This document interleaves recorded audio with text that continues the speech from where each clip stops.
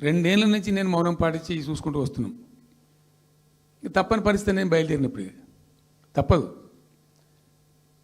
అటు కేంద్రాన్ని ఎక్స్పోజ్ చేస్తాం, ఇటు రాష్ట్రాన్ని ఎండగడతాం ప్రజల మధ్యలో ఖచ్చితంగా.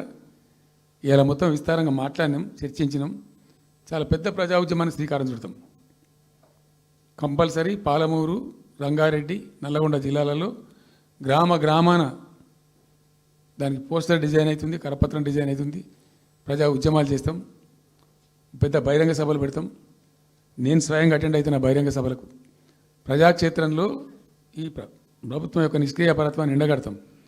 ఇప్పుడు వాయిస్ అయితే తెలంగాణకు, మరి తెలంగాణకు ఉన్న ప్రభుత్వం మాట్లాడకపోతే ఇంకెవరు మాట్లాడాలా?